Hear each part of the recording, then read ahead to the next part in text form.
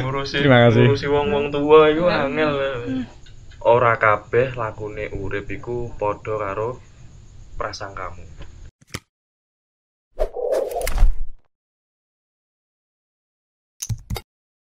Assalamualaikum warahmatullahi wabarakatuh. Waalaikumsalam wabarakatuh. Selamat datang di podcast Fadlun Minallah Podcast. Kembali lagi bersama saya, Mas Pur. Kali ini saya kedatangan tamu yang istimewa. Agak beda nih dari tamu-tamu yang sebelumnya. Ada Kang Rifki. Biar Kang Rifki memperkenalkan diri. Langsung aja Kang. Kenal nama, asal, sama angkatan mondoknya Kang. Apalagi? Wah, cukup itu aja. Udah itu aja. Oh. Nanti kepanjangan kalau banyak-banyak ini. Ya. Oke. Teman-temanku yang berbahagia. Semoga benar-benar bahagia. Amin. Perkenalkan, nama saya Muhammad Rifki Nur Fauzi. Biasanya dipanggil Rifki. Tuh. Terus apa tadi? Asal sama angkatan. Asal. Oh. Oh ya. Asal saya asli Jogja sih Mas. Oke. Asli Jogja, saya orang asli Jogja. Lahirnya di mana Kang? Saya Lahirnya, kejar nih. lahirnya saya di Kota Kembang. Oh, Kota Kembang, Jawa Barat. Kota Kembang, Jawa Barat. Iya. Jadi sampai umur berapa di sana Kang? Sampai umur 4 tahun. Saya lahiran Oke. 2000 Pas. tahun 2000 pas, kemudian 2004 pindah ke Jogja ikut keluarga bapak. Oke. Gitu. Sebelum masuk TK TK ya, taman anak-anak. kawa-kawa. Kawa-kawa. Iya. Terus kalau mondoknya masuk ke Fadlun Minallah itu tahun berapa Kang? Duh, angel lagi. Ki angel lagi. Enggak usah malu-malu Kang. Sebutin aja. Untuk angkatan mondok, saya masuk pondok tahun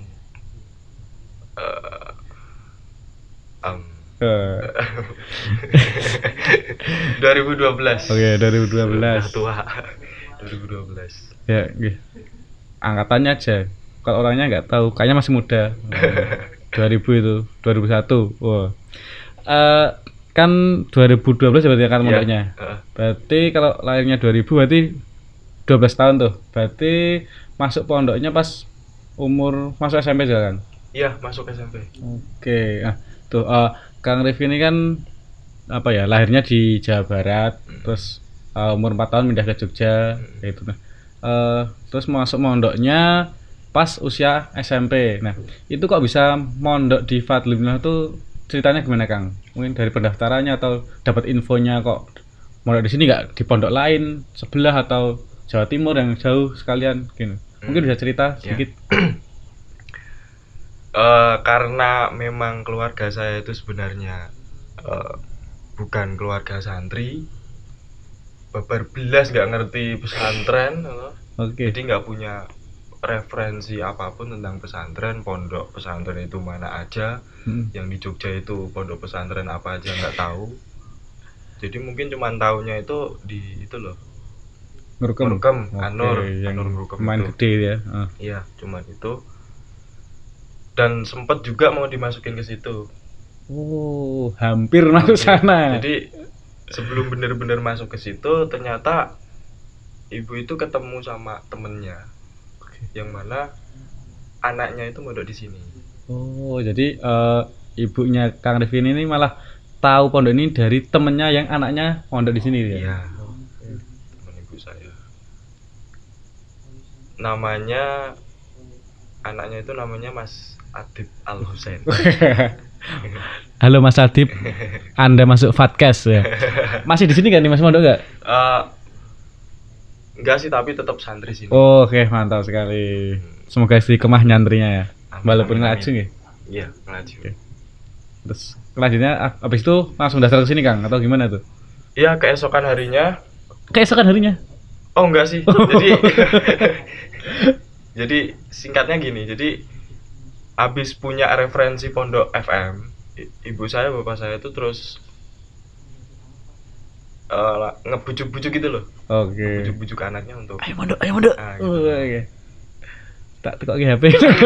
Enggak, belum. Enggak. Jadi bapak sama ibu itu kepengen banget mondokin anaknya, tapi anaknya nggak mau. Jadi dulu saya nggak mau banget untuk mondok, nggak mau sampai nangis, Mas. Sampai nangis ya karena memang cengeng sih Mas. Cengeng anak mama, nggak mau ditinggal, anak satu-satunya kan gitu, nggak punya temen di rumah. Terus temen-temennya pada di rumah kan gitu kan, temen-temennya pada di rumah. Nanti kalau mondok kan harus ketemu orang-orang baru, jadinya takut gitu loh rasanya, masya Allah. Jadi bener-bener nggak mau mondok, nangis, dan pada akhirnya saya lupa sih sebenarnya kok mau saya lupa, ngapunten nggih, saya lupa. Tapi terus kemudian bapak, ibu sama saya naik motor menuju ke FM. Naik motor sendiri-sendiri? Enggak lah, bertiga. Ceng lu tapi kayak capek-capek. Ceng lu, bapak, aku, ibu. Jadi orang aku. Oke, paham. Ya. Singkat cerita, sampai pondok tuh, daftar. Sampai pondok itu sebenarnya nggak langsung ke FM. Nah, terus kemana nih? Nyasar dulu di pondok sebelah. Oh, kirain ke restoran itu, ke pondok sebelah. Iya, nyasar terus karena tahu bukan FM, terus kita nggak jadi. Ternyata salah pondok, terus tanya ternyata FM di sini, sebelahnya. Terus diarahin, terus kita berangkat ke FM. Terus daftar. Udah gitu. Selesai. Udah daftar aja. Terus masuknya kapan tuh, Kang? Masuknya ya kita habis daftar itu pulang terus siap-siap lah istilahnya. Ya walaupun persiapan kita itu kurang matang karena nggak ada yang pengalaman mondok, jadi nggak tahu mondok itu harus bawa apa aja, harus gimana itu nggak tahu. Jadi pas hari pertama saya ikut kegiatan di pondok itu nggak kayak santri gitu loh. Jadi kan santri itu umumnya pakai sarung, pakai baju koko minimal M atau apa gitu kan, sama peci. Tapi saya awal masuk pondok itu pakai kaos. Pakai kaos yang bolong-bolong. Enggak. Pakai kaos yang tengahnya ada itunya loh. Kancing tapi nggak ada seleretannya gitu loh, Mas. Kancingan yang rano seleretannya itu, terus pakai celana panjang. Yang celana panjangnya itu ada rantai. Oke. Rantai itu gaul pada zamannya itu, Kang. Saya juga punya tuh, kedompet rantainya. Keren banget. Karena memang teman-teman dulu pakaiannya kayak gitu celananya. Jadi pertama masuk pondok itu langsung ada yang ngatain gitu loh. Ada yang ngatain. Sarungmu apa di nyelekit yang nyindir kayak gitu. Terus temen yang satunya itu juga ngatain, "Kowe iki arep mondok ora?" Niat mondok ora, Mas. Hari pertama dikatain kayak gitu. Wah. Langsung down kayak itu kalau saya. Shock, down, menyendiri. Netes Allah. Woi, netes Allah getih, putih. Pulang bilang sama bapak ibu suruh beliin sarung, baju sama peci. Biar kayak anak pondok beneran. Pengalaman hari pertama digituin. Kayaknya nanti cerita selanjutnya lebih seru nih kayaknya nih. Apa ya, mau cerita apa lagi ya? Jadi jujur aja sih, di 3 tahun pertama saya mondok itu saya jadi santri kalong. Santri ngelaju. Ceritanya gimana tuh, Kang? Ceritanya karena memang sekolah saya itu deket rumah. Oh, jadi gitu. Dulu tuh sebelum daftar pondok udah daftar sekolah dulu. Ya. Baru daftar pondok. Oh, gitu. Jadi malah pondok ke sekolah tuh malah lebih jauh ya daripada rumah ke sekolah. Iya, rumah ke sekolah itu paling cuma 2 menit. Jalan kaki gitu. 2 menit 3 menit sampai. Terus kalau sekolah ke pondok ya sekitar 10 kilo. 10 kilo. Jadi terus itu berangkatnya gimana tuh, Kang? Pas berangkat sekolah, berangkat mondok? Di 2 minggu pertama aku mondok itu sepulang sekolah nih. Sepulang sekolah dianterin ke pondok sore. Sepulang sekolah dianterin ke pondok. Terus gara-gara saya memang anak tunggal gitu ya. Anak tunggal terus manja juga ya kayaknya. Kalau ditinggal nangis gitu loh. Jadi bapak itu setelah nganterin saya ke pondok itu nggak langsung pulang. Jadi nemenin saya di pondok, ikut kegiatan. Mantap juga nih bapaknya. Iya. Jadi ikut kegiatan sampai malam. Itu kan pas bulan Ramadan kan. Pas bulan Ramadan. Jadi ada taraweh juga. Ikut taraweh. Habis itu ngaji di asrama pelajar, juga ikut ngaji. Terus selesai kegiatan baru pulang ke rumah. Jadi nginepnya di rumah. Nanti pagi sekolah, pulang sekolah dianterin lagi ke sini. Ikut kegiatan bapak. Terus malam selesai kegiatan pulang lagi. Itu selama 2 minggu. Tapi alhamdulillah setelah 2 minggu itu akhirnya saya memutuskan untuk nginep di pondok. Mantap sekali, progresif. 2 minggu kerasan pengen tetap pondok. Alhamdulillah mantap. Saat itu 2 minggu, cuma 2 minggu. Jadi proses pengkerasanan itu. Pengkerasanan oke. Jadi langsung minta beliin lemari. Oh iya. Minta bajunya disiapin gitu. Dan seperangkat alat pondok. Seperangkat alat pondok dibawa ke sini semua gitu. Alhamdulillah. Iku saya mau ke pondok, mau nginep di pondok. Tapi ya tetap ngelaju. Ya karena sekolahnya tadi ya? Iya, tetap ngelaju. Jadi agak berubah sedikit sih ceritanya.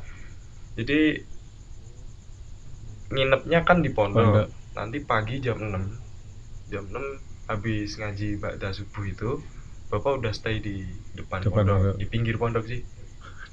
Oke, ya boleh. Di depan rumah tetangga itu loh. Itu udah stay di situ. Terus berangkat ke sekolah, dianterin ke sekolah. Terus nanti sepulang sekolah dianterin lagi ke pondok gitu. Tapi itu apa kan dasar sekolahnya kan sebelum pondok tuh Kang? Dan jauh tuh. Berarti nggak ada teman dari pondok tuh di sana? Di sekolah? Belas. Nggak ada teman dari pondok pun nggak ada cah pondok. Oke. Terus gimana rasanya gitu? Ya rasanya ya aneh gitu.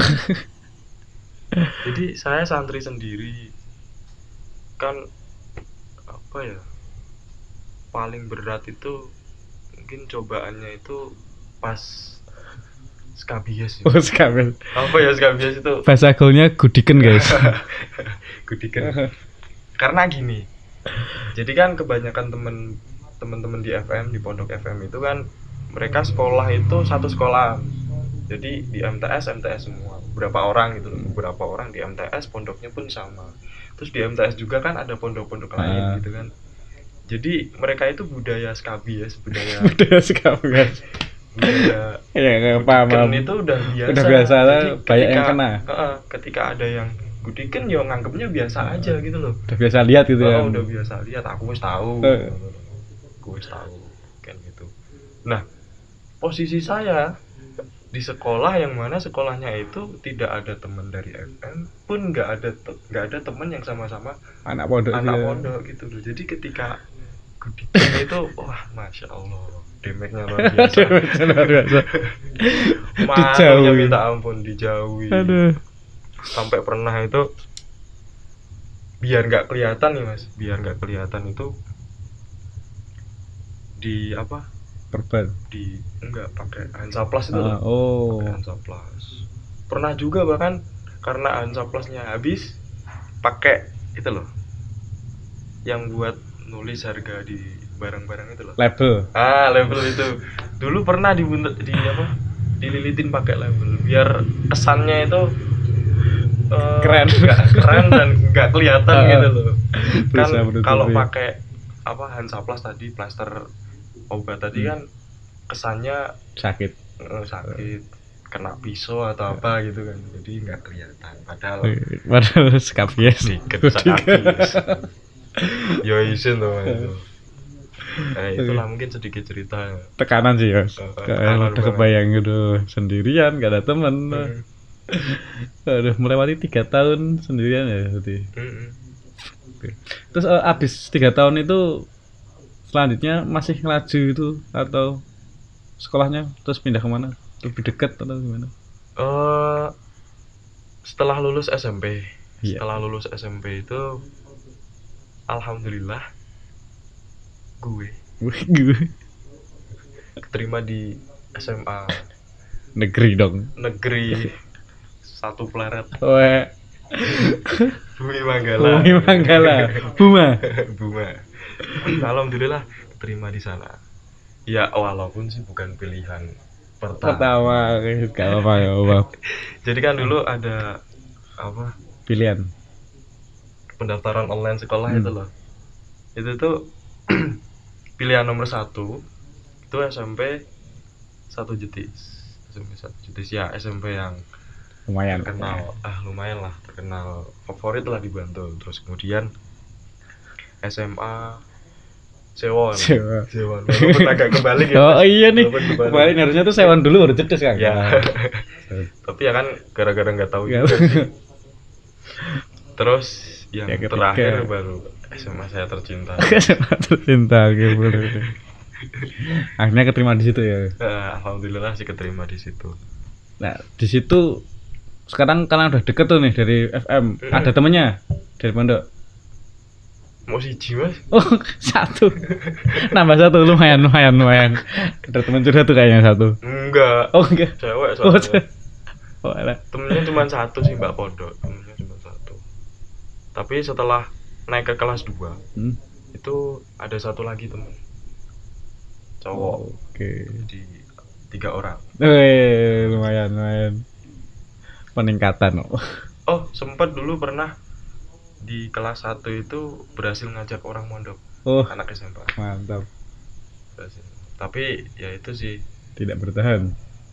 ya nggak bertahan terus. Enggak.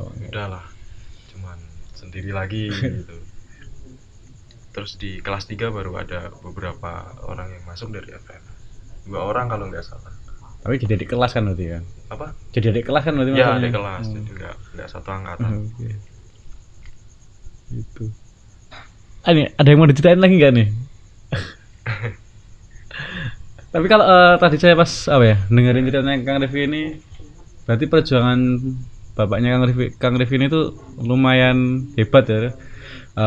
Pagi jemput ke pondok, nganterin ke ke sekolah, habis selesai sekolah jemput lagi di sekolah, nganterin ke pondok, rutinitas kayak gitu tiap hari sama 3 tahun, dan itu bisa bertahan 3 tahun. Iya, itu selama 3 tahun seperti itu terus.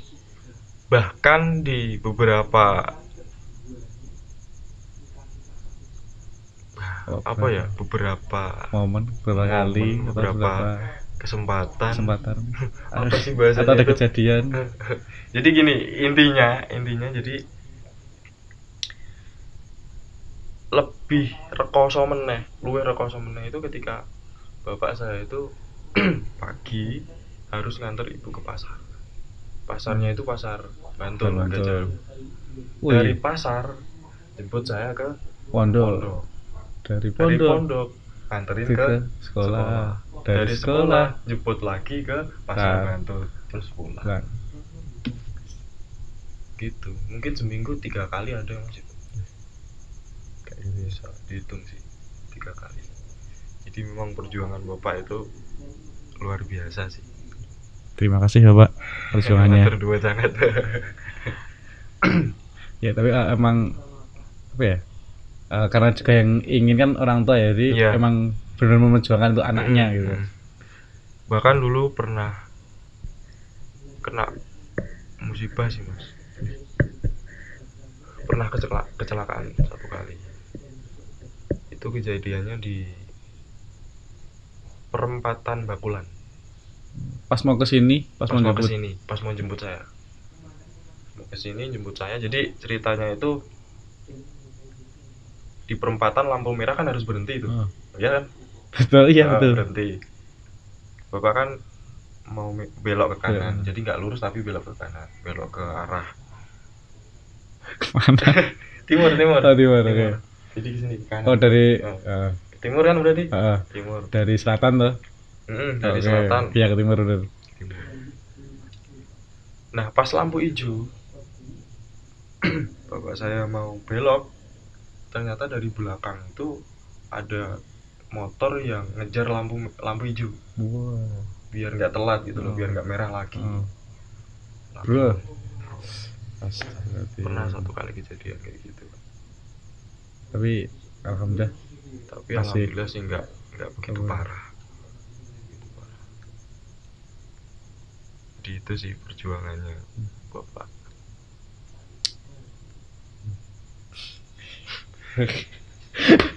Kalau inget-inget tuh jadi semangat gitu loh mondoknya. Jadi itu salah satu apa ya, motivasi biar Kang Rifki semangat juga nih.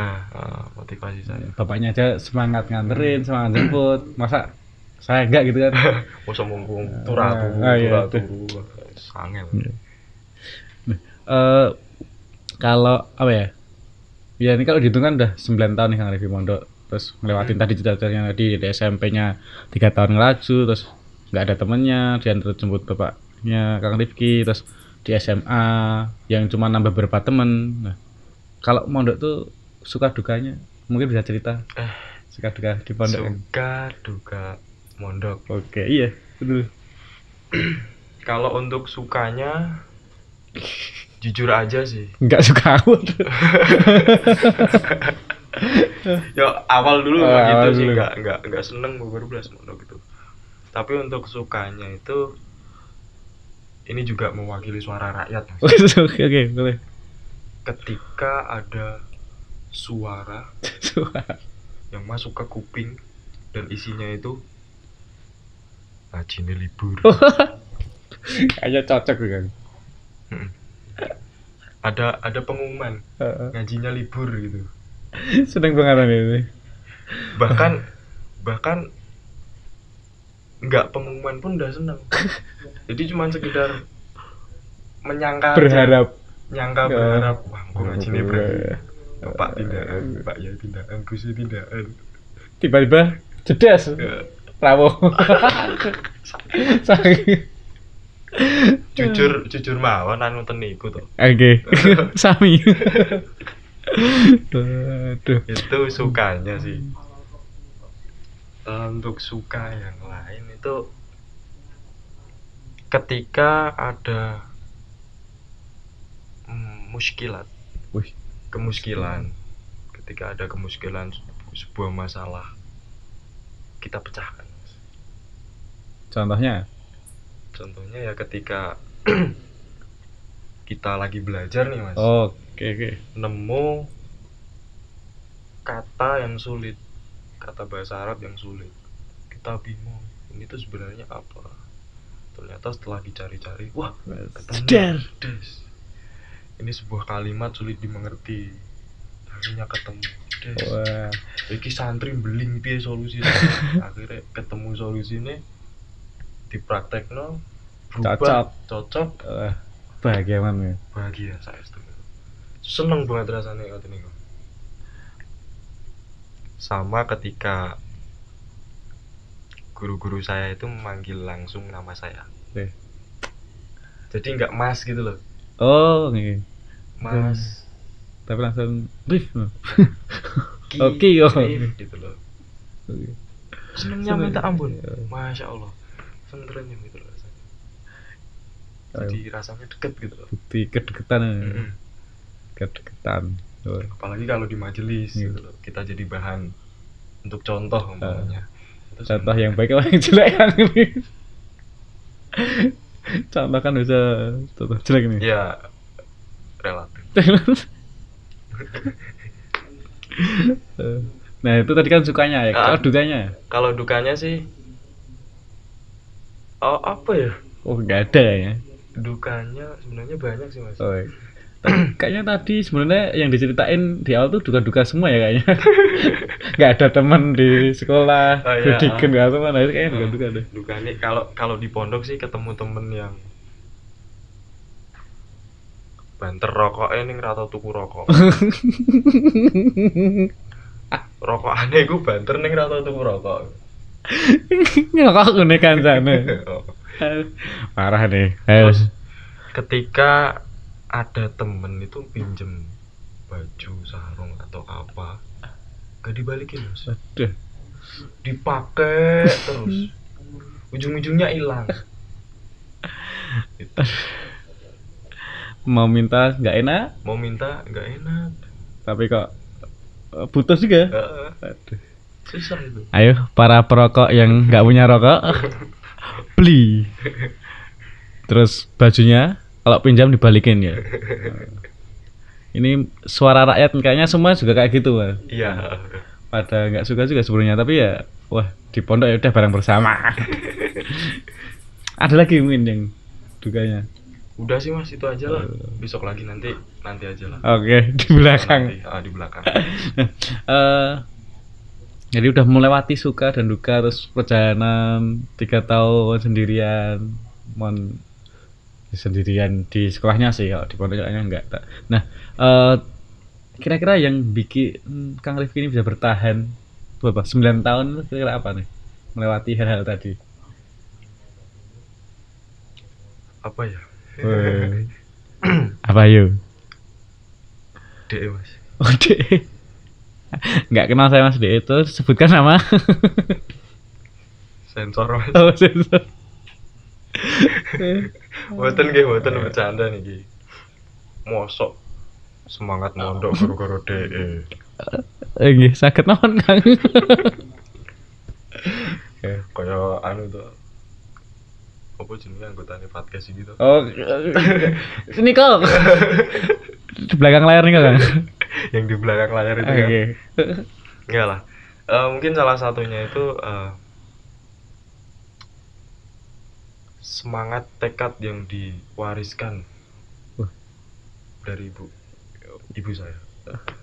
Kayak kenal loh ya, One Piece tuh semangat dan tekad yang diwariskan. Kalau kayak Yo meh foto. Oke, berarti oh. Jadi kan ceritanya gini, dulu itu ibu di masa lulus SMP. Beliau itu kepengen banget mondok. Terus bilang sama nenek, ibunya ibu berarti. Iya. Katanya bilang sama nenek kalau mau mondok. Kalau mau mondok. Terus nenek bilang, emang sebenarnya aku mau mondokin kamu, tapi memang keterbatasan biaya gitu loh, untuk biayain sekolah sama mondok itu nggak mampu. Terus anaknya nenek itu kan ada 7. Lumayan ada 7, ibu itu anak ke-6. Jadi kalau dipondokin satu kan yang lain nggak enak gitu loh. Jadi kalau pengen kan berabe gitu loh misalnya. Ya walaupun mungkin biaya mondok dulu hitungannya murah sih. Ya nggak tahu juga kalau saya. Ya mungkin murah, mungkin agak macam murah. Naik angkot aja 50 rupiah. Ya, tapi kurs zaman dulu kan beda ya. SPP sekolah aja 400 rupiah. Dulu ya. Dulu. Ya intinya kayak gitu ya. Intinya kayak gitu, terus akhirnya nggak mau apa sih? Belum bisa. Nggak bisa mondok gara-gara itu. Walaupun memang nggak bisa mondok, tapi keinginan untuk menuntut ilmu agama itu sangat tinggi ibu saya. Jadi walaupun saya nggak bisa mondok, saya tetap harus ngaji. Terus ibu juga bertekad anak saya besok harus dipondokin. Gitu. Jadi mungkin itu sih salah satu yang bikin bertahan ya Kang. Bikin bertahan tekad sama semangat yang diwariskan ke saya. Sama kayak tadi dari bapak juga tadi yang udah memperjuangkan. Kalau inget itu jadi semangat. Terus yang selanjutnya itu rasa terima kasih. Saya bertahan sampai di titik ini itu karena saya ingin sangat berterima kasih sama pondok. Oke. Silakan. Matur nuwun. Nggih mboten ngoten niku maksudnya. Karena yang membuat saya sampai di titik ini itu nggih kan ya. Jadi bentuk terima kasih ke pondok yang udah ngurusin Kak Hanifi ya. Dari dulu yang dan didik saya. didik dari ya dulu belum tahu apa gitu lah intinya, terus sekarang udah ya pasti udah banyak belajar lah ya. Iya. Udah banyak dapat ilmu, terus ya lah saat terima kasih jadi harus bertahan ya. Kudu Bertahan gitu ya. Nah, apa nyambung lagi nih rasa terima kasih ke pondok, pasti kan pernah juga nih dikasih amanah sama pondok, kira-kira pernah dapat amanah apa aja kan? amanah Atau yang sekarang dapat amanah apa? dari awal Bebas mau dari awal atau sekarang aja juga nggak apa-apa. mungkin dari awal itu dulu setelah lulus SMP masuk ke SMA. Di kelas 1 SMA itu nggak tahu tiba-tiba aja diangkat jadi pengurus, Mas. Bagian diamanai jadi pengurus bagian pendidikan dan ibadah. PDI dengan ibadah. Terus ada lagi enggak, dulu mau cerita dulu. Mau cerita? boleh. Nah, di kelas 1 SMA itu tiba-tiba diangkat jadi pengurus. Dan saya nggak tahu, tiba-tiba aja gitu loh. Nggak tahu dan belum ada semangat ngabdi. Ya, baru 3 tahun tadi masih mentalnya belum jadi kan gitu. Akhirnya ya di kepengurusan tuh saya dikatakan setengah-setengah pun enggak, Mas. Seprapat pun enggak. Jadi belas enggak ada babang kodong. Babang kodong. Ya, masuk belajar baru pertama. Bahkan saya enggak mau itu jadi pengurus. Jadi enggak, walaupun enggak jujur langsung ngomong sih, tapi dalam hati ya. Jadi enggak ikut rapatnya, enggak ikut kegiatannya pengurus kayak gimana tuh enggak. Sampai pada akhirnya saya dipecat. Aduh, pemecatan tuh katanya. Pernah itu dipecat itu. Enggak sampai 2 bulan kayaknya. Seingat saya enggak sampai 2 bulan pecat dari kepengurusan. Menarik. Nah, berangkat dari situ saya mulai berpikir. Terus alhamdulillah mulai tumbuh kepekaan, rasa terus ingin mengabdi juga udah tumbuh. Akhirnya pola hidup di pondok itu berubah semakin baik. Akhirnya di kelas 2 SMA 2 akhir di tahun 2018 enggak 16 akhir lah. Itu diangkat lagi di bidang yang sama, PDI, dan lancar. Alhamdulillah lancar. Dan itu ngerangkep sama wali kamar. Berarti masih di asrama pelajar ya itu? Ya, masih di asrama pelajar. Jadi dulu pengalaman pertama di asrama pelajar. Terus ngerangkep lagi di tahun 2000. Enggak. Setelah PDI tadi sama wali kamar, di tahun 2019 diangkat sebagai wakil lurah, wakil ketua asrama pelajar mahasiswa. Berarti 2019 sudah pindah ke asrama mahasiswa. Diangkat jadi itu. Berarti terus yang jadi wakil asrama tuh pindah ke asrama mahasiswa. Iya, pindah ke asrama mahasiswa di tahun 2019. Yang sebelumnya juga saya diamanai jadi ketua PSB. Itu panjangannya apa sih? Pendaftaran santri baru. Penerimaan santri baru itu di tahun 2019 juga. Jadi karena mungkin kiprah saya di bidang penerimaan santri baru itu, jadi ketua itu agak bagus. Enggak tahu sih. Ya lancar lah gitu. Lancar, terus kemudian diangkat jadi wakil ketua asrama mahasiswa. Sampai periode sampai tahun 2021. Sekarang berarti. Terus sekarang Oh, ini udah ganti periode. Ganti periode 2021-2023. Alhamdulillah diamanai lagi jadi ketua asrama mahasiswa, lurah mahasiswa. Sejak bulan apa tuh? Sejak bulan apa ya? Agustus kayaknya. Lali aku. Agustus tuh. Agustus itu. Agustus sampai Oktober. 3 bulan nih. Sekitar 3 bulan. Nah. Jadi ketua asrama ya. Lurah ini ya. Iya. Istilahnya lurah lah biasanya. Ini kan berarti pernah ngerasain jadi pengurus di asrama pelajar sama mahasiswa nih. Mungkin bisa sedikit cerita apa sih bedanya asrama mahasiswa dengan asrama pelajar kan? Bedanya pertama itu yang pasti usia sih. Oh iya jelas. Ya, pelajar sama mahasiswa. Di asrama pelajar kan kebanyakan enggak sih. Semuanya kan usia SMA sama SMA. SMP SMA. SMA kecuali pengurus-pengurusnya sih. Terus kalau di mahasiswa ya mayoritas anak-anak mahasiswa. Ya walaupun ada beberapa orang yang seusia itu tapi kerja. Itu pertama. Atau nganggur. Atau nganggur. Siapa ini pengangguran nih? Ayo. Pengangguran tapi produktif. Oke. Ya, ngabdi di pondok juga. Oh iya, ngajinya banyak. Itu pertama berarti usia ya. Yang kedua di asrama mahasiswa kan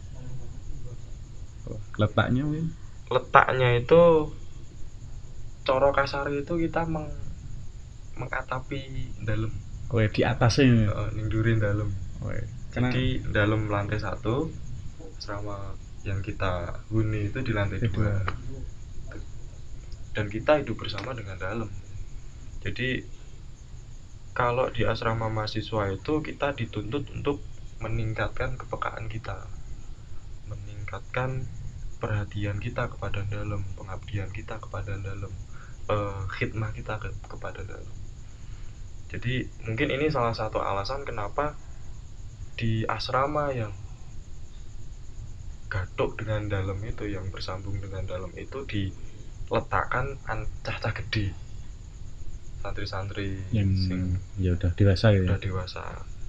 Karena kalau dikasih anak-anak kecil nih, kan mereka masih seneng gojekan lah gitu, seneng main-main. Itu udah satu ganggu. Iya. Kan? Yang kedua, kalau pengalaman saya nih, karena dulu itu asrama mahasiswa itu dihuni sama anak-anak kecil di tahun saya awal mondok itu. Saya pun di sini pertama di asrama ini, yang sekarang udah asrama mahasiswa. Jadi pengalaman saya dulu, anak-anak teman-teman saya itu kalau Pak Kiai keluar dari dalam, mereka pada takut. Aduh, malah pergi. Kalau nggak lari, pergi ngumpet. Kalau enggak, ketika mereka terus dipanggil sama Pak Yai, kemudian didawi gitu, nanti mereka nggak paham. Masih kecil ya. Bingung juga. Kon tuku iki malah tuku iki gitu. Dikon tuku A tuku B gitu. Tuku A tuku B, jadi banyak resiko kalau anak-anak ditaruh di asrama ini. Di asrama mahasiswa sekarang ya mahasiswa itu. Karena ya untuk apa namanya?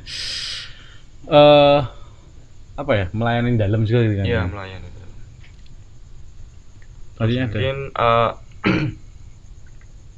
untuk terkait kepengurusan sih, pengurus mahasiswa itu lebih ke ngajak, Mas. Oke. Ngurusi yang diurus itu loh, ngurusi teman-teman itu lebih ke ngajak, ayo bareng ini ki, ayo digarap bareng. Jadi kita nggak nyuruh mereka untuk sergap jamaah, enggak, tapi ayo bareng jamaah, ayo bareng belajar, ayo bareng hidupkan semua kegiatan yang ada di asrama ataupun lintas asrama kita bareng. Karena ini ya Mas, kita itu sebenarnya bingung pertama itu ngurusin cah-cah gede itu kan Kalau kita ngurusin anak-anak pelajar itu kan gampang karena usianya agak beda jauh selisihnya ya. Ada selisihnya beda jauh. Jadi mudah itu loh. Mau nyuruh tuh ya ngakon, enak gitu ya. Enak ngakon. Tapi kemudian dihadapkan sama anak-anak yang usianya seusia bahkan ada yang lebih tua. Kan ya rada repot tuh Mas. Oke, monggo. Ngurusi wong-wong tua itu angel. Jadi lebih ngajak orang ngakon, weng ngene enggak jalan ya gitu. Mereka malah tersinggung. Apalagi di awal kepengurusan itu yang kita urusi itu teman akrab Mas. Oh iya. Yang sebelum kita urusi itu teman akrab. Jadi kemana-mana bareng, makan bareng, tidur bareng. Kalau pulang ya ke rumahnya, gantian ke rumah saya main. Terus akhirnya kita dipisahkan dengan status pengurus dan ya itu berat banget. Ya kan canggung gak Mas? Masya Allah. Itu cobaannya sih. Ya mungkin itu sih perbedaannya asrama mahasiswa sama asrama pelajar. Oke. Tapi kalau bisa tak garis bawahi ya intinya karena hidup berdampingan dengan dalam, dia harus benar siap dan peka kalau dalam butuh apa-apa, terus adab-adabnya sama dalam yang lebih dekat juga gitu ya. Iya. Jadi mereka yang udah matang bisa bersikap ya. Untuk Kang Rifki, mungkin ada sedikit pesan-pesan untuk penonton, pemirsa, pendengar, atau untuk para santri Fadlul Minallah, atau ya semuanya lah, bisa disampaikan Kang. Monggo. Oke. Ini sebenarnya untuk semua sih, tapi terkhusus untuk para santri. Jadi gini. Ora kabeh lakune urip iku padha karo prasangkamu. Nek pas wayah kowe iku dikanggokno, pas wayah kanggo, kowe aja rumangsa dadi wong penting, aja rumangsa dibutuhke. Gitu ya? Nggih. Ngoten nggih Mas, Mbak. Terus nek wayah kowe ora dikanggokke, aja rumangsa kowe ora dianggep. Kamu harus belajar dulu. Kamu belum siap secara mental maupun pengalaman. Terus untuk ini pesan kedua ya Mas. Boleh. Keberkahan itu jangan ditunggu, dijemput, tapi dijemput. Oke. Jadi kayak prinsipnya cabal balan kan ya. Jadi kita harus terus jemput bola. Jangan kok menunggu bola. Ngendok. Jadi gitu ya pada intinya. Keberkahan itu dijemput, jangan ditunggu. Siap. Udah kan? Udah. Oke. Ya, itu tadi sedikit obrolan kami ada pesan-pesan mungkin bisa diambil hikmahnya. Terus obrolan-obrolan ya ringan tadi, cerita dari Kang Rifki bisa jadi motivasi buat pendengar semua kayak gitu. Saya ucapkan terima kasih kepada Kang Rifki yang sudah bersedia menjadi tamu di podcast Podcast. Oke. Tunggu lagi kami di episode selanjutnya dengan tamu-tamu yang lebih wow lagi, lebih seru pokoknya ya. Tunggu aja. Sekian dari saya. Mohon maaf apabila ada banyak kesalahan ketika membawakan podcast. Wassalamualaikum warahmatullahi wabarakatuh.